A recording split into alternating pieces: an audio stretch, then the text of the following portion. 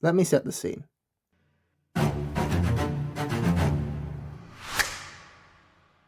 You sit down to browse Netflix or one of the other big streaming services for something to watch when you're bored.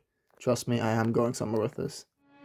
You come across a big, new, expensive looking series on the front page with a stacked cast and an intriguing premise, despite not seeing any advertisement for it beforehand.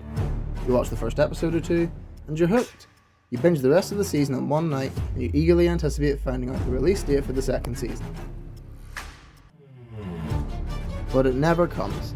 You find out in a headline over 6 months later the show was dropped by Netflix with the vague excuse of the series underperforming, quote unquote, being given, despite a very positive critical reception.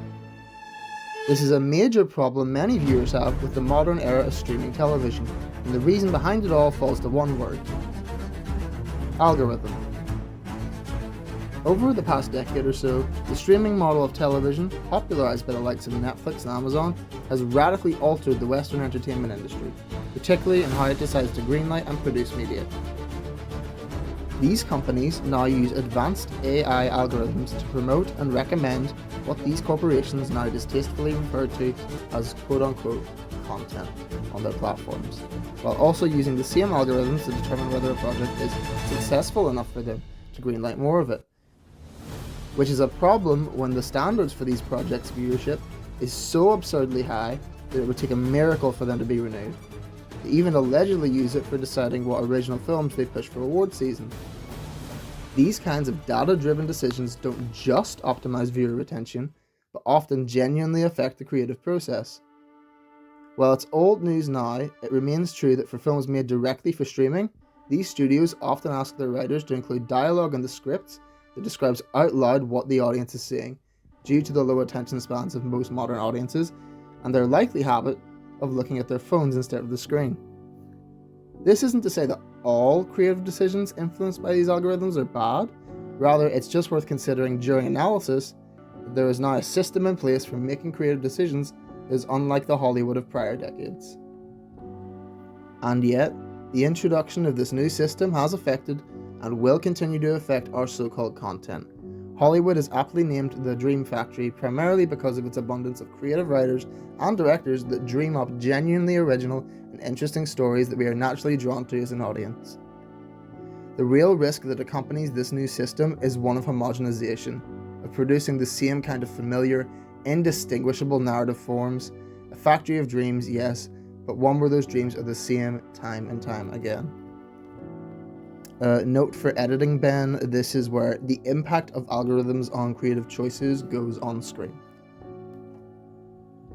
Unless you're a pre-established name in the creative industry, the likes of David Fincher or Ryan Johnson, and the respective lucrative deals with Netflix, these companies have the final say on the artistic direction of a project. These decisions, rather than being made by an actual artist, are now increasingly being determined by algorithms.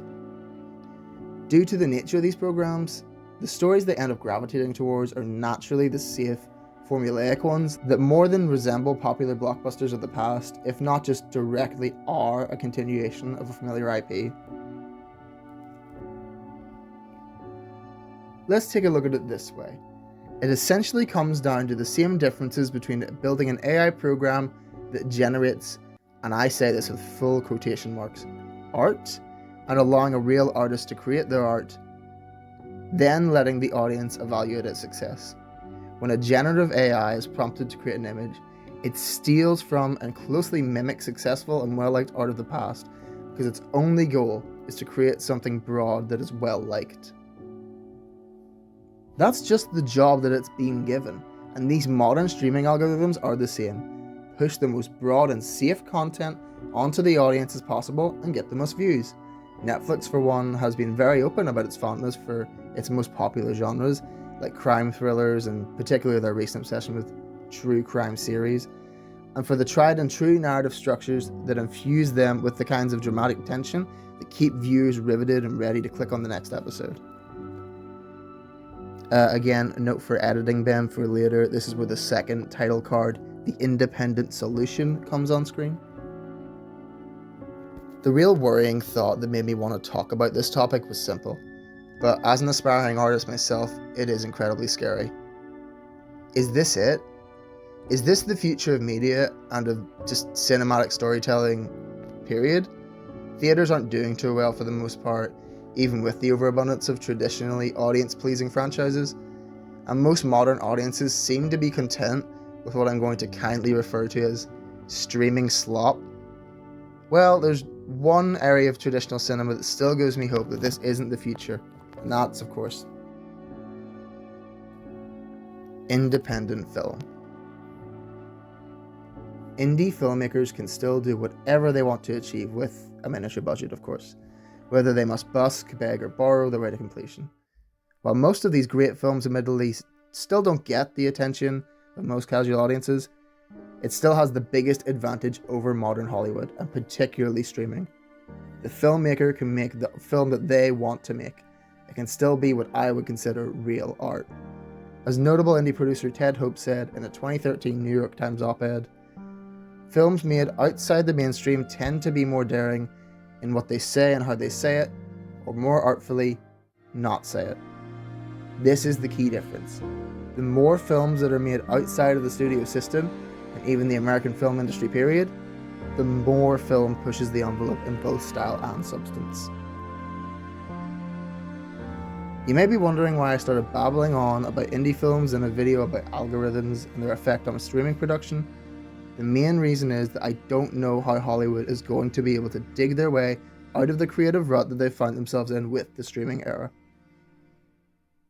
The only real thing that I can think to do, and what I encourage anyone watching to do, is to support independent cinema.